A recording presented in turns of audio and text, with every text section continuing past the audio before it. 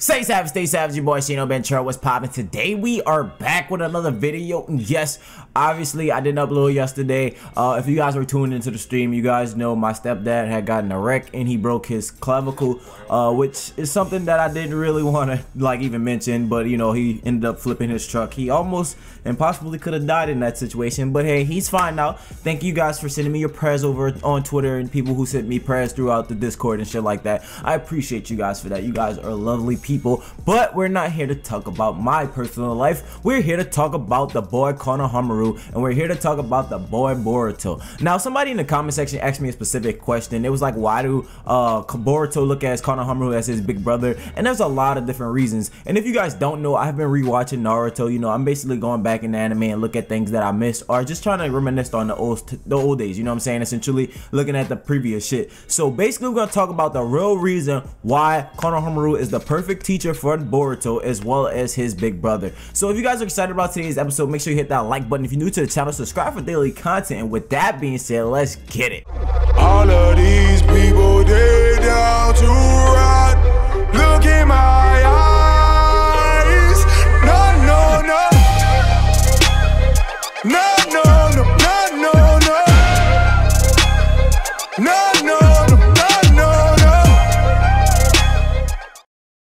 Now, before we get into the reasoning on why Boruto views him as a big brother, let's think about some points, right? So let's get some backstory about Konohamaru, right? Konohamaru was introduced in like episode 2 or 3 of Naruto, the original anime, right? So we saw this kid introduced as the Hokage's grandson. He was the third Hokage's grandson. You know what I'm saying? Let's get something straight. First off the back, you know, we don't know who his dad is. There's a lot of speculation that people are saying that Kashin Koji may be his dad. And if you think about it, his beard does kind of resemble Asuma's. So we are not sure what his relation to Konohamaru is, but he may or may not be connected to the third Hokage. And if he's connected to the third Hokage, then I mean, obviously this will be the missing parents of Konohamaru Sensei, because if you guys think about it, we never got to see any of them. So with that aside, we're going to talk about Konohamaru and his past a little bit. Now, you guys know when he was introduced to Naruto, he was introduced as the third Hokage's grandson, and he asked Naruto to accept him as an apprentice because he saw Naruto perform the sexy jutsu in front of the third Hokage, which left the third Hokage shook. Now, basically, he was left shook by Naruto once Naruto did the sexy jutsu in front of the third Hokage, and he saw that as a sign of weakness towards the third Hokage, right? You know, because obviously he was peeking in the room and shit basically back in the day if you watch the original Naruto episodes.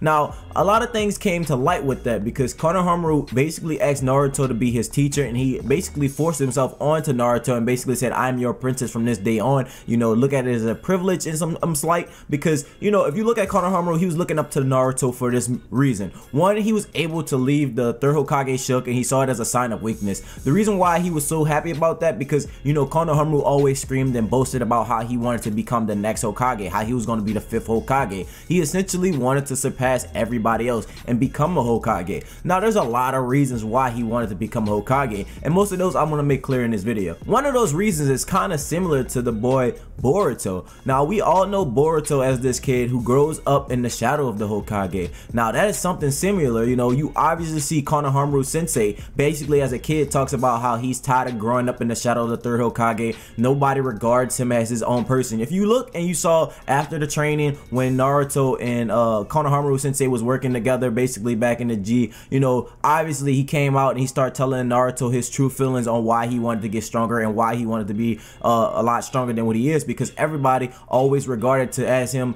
as the Hokage's grandson. He's the Hokage grandson. Nobody ever called him Konohamaru. He even said, you know, he's named after the Leaf Village, but nobody ever acknowledges that, and nobody ever says anything about his name being the Leaf Village, essentially, because, you know, he's the third Hokage's grandson. Every time somebody sees him, there's like, oh yeah, you're the third Hokage's grandson. You know, that's something that Boruto have in common with him, because every time we see Boruto in anime, we see him as, oh, you're the Lord Hokage's son. You know, you're the greatest Hokage son. You're the 7th Hokage son. Oh, you Naruto Uzumaki, the strongest person that defeated everybody in the 4th Great Ninja War's son. It's one of those things where you're looking and you're thinking to yourself like, holy shit, now it all makes sense. Now, what I believe the author did was pair these two up because they had a lot of similarities and they had a lot of things going on. And I feel like this could have been Kishimoto's original plan, because if you think about it, Konohamaru has been wanting to be a Hokage. He's been wanting to get acknowledgement, something we saw similar with Naruto. Naruto wanted everybody to accept him. He wanted to get that acknowledgement, and that's why Naruto and Konohamaru kind of bonded so much, because, you know, Naruto was outcast as like the demon fox. You know, everybody treated him badly because the nine-tailed fox attacked them,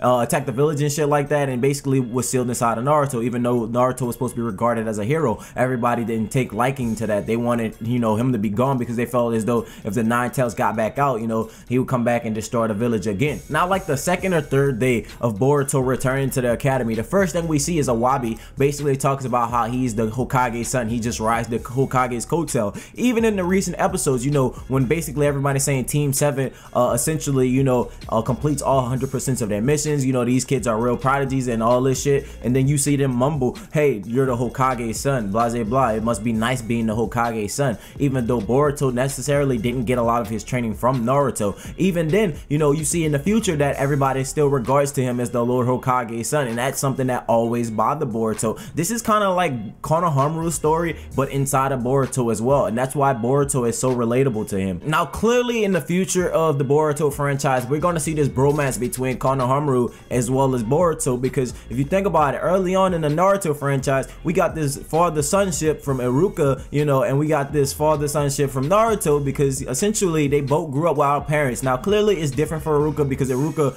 grew up with parents, you know what I'm saying, then he lost those parents, versus Naruto being completely abandoned. You know, he didn't have anybody. Obviously he wasn't abandoned, but there were sacrifices made, and Naruto didn't know any of his family. So not knowing something versus having something and knowing it and then completely losing it is two different things. So, you know, it was something that we saw. Even Iruka inquired about it and basically told Naruto to hurry up so he can go home and shit like that, and then Naruto even know that he was like, it doesn't make sense to hurry up, not like anybody's home anyway, and then Iruka kind of felt that to his heart. So that was something that we saw in the first episode. Clearly this is not something we're gonna get from Boruto right away, because, you know, Boruto is still in a transitioning period to understanding what he really wants, and obviously it's something to do with power. We see Boruto wanting a lot of power due to the fact that he's always compared to the Hokage, and he wants acknowledgement for himself. That's the same thing that we saw from Konohamaru. That's why he strives so hard to learn sexy jutsu as well as multi-shadow clone jutsu, including the Rasengan and the Toad summoning. You know what I'm saying? We see this dude basically essentially is like an adult Boruto, but, you know, we didn't get the deep insight, and we never seen, like, you know, him completely step out. Obviously I feel like at some point or another that Konohamaru should have had his own little short story, essentially letting people know where he became his own person and how he rose up to his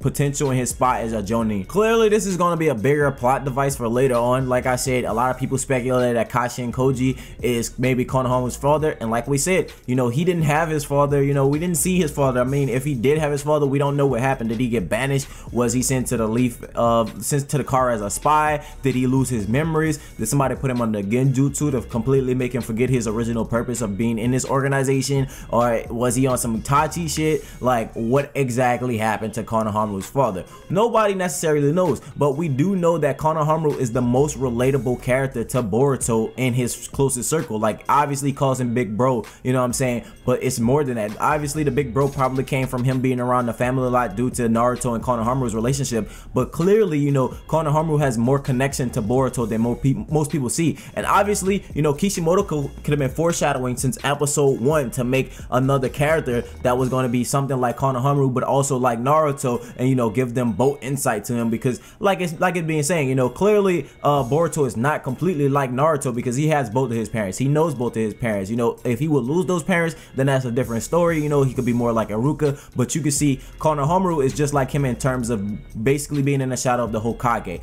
Obviously that's something we've seen from Konohamaru growing up as a kid. He always boasted about that. He always was trying to be acknowledged as his own ninja, and that's why he wanted Naruto to accept him as his apprentice, and he wanted Naruto to teach him. Now we got Boruto essentially doing the same thing, and basically we're going to see him work very hard to get Sasuke to teach him and Sasuke to accept him, when the whole time the person that would been acknowledging him and basically can understand him the most would be Konohamaru Sensei. Now a lot of people may say, well, Sasuke probably will be the better teacher for him since he's like this prestigious kid, and, you know, obviously Sasuke has more to teach than Konohamaru has, but in terms of personality, in terms of the emotional wellness, I feel like Sasuke isn't the person for that. Sasuke doesn't really put his emotions on the table. He kind of very very vague. He says what he has to say and then he kind of goes by his business. He doesn't emphasize or stress certain things, versus Konohamaru is more relatable to him in terms of dissecting his emotions and laying everything out there for him and trying to get him to understand his emotions. Because Sasuke will say some shit, Boruto won't understand it, and you know, Sasuke will probably walk off or just open a fucking portal with his Rinnegan and then come back fucking 2 weeks later while Boruto sits there and ponders on what the fuck he was trying to tell him and basically trying to figure out what he was saying. You know what I'm saying? Versus Konohamaru will make it like soft serve and basically kind of spoon feed it to him, letting him know, or keep dropping subtle hints on what he should do. You know what I'm saying? Overall, I think their relationship is really dope, and I think that is going to start panning out a little bit better in the future. If you guys expect more out of this relationship, obviously let me know your personal thoughts and personal opinions in the comment section. Let me know how you feel about what I said regarding Konohamaru and Boruto. And a lot of people that are new to the series that are just starting to watch Boruto, or a lot of people that are old to the series might already know this, but like newer people, you know, obviously you got to go back and watch Naruto, because like Pokemon, you know, Pokemon has different seasons, have different gens. Some people start at different points or another, and some people may start this as a gateway to start and basically, you know, start watching. And if you think about it, Boruto kind of caters to kids as well as older fans, so you know, they're trying to draw in this new crowd and draw in this new basically this new audience. So a lot of people don't know this. So if you don't know, obviously I suggest you go back and watch Naruto. I know a lot of you guys probably have already done that, and if you guys haven't, you know, make sure you go check that out. Let me know your personal thoughts and your personal opinions in the comment section below. If you guys enjoyed this video, make sure you leave a like. If you're new to the channel, subscribe for daily content. Also, don't forget to check out my Twitch, where we go live almost every day. You know, we just be playing all type of games. Sometimes we just talk, sometimes we just have a drink, you know, just always be on some chill shit. So you know, with that being said, stay true and stay real, and I hope you guys have a blessed day. Until next time, see you guys later. Bye.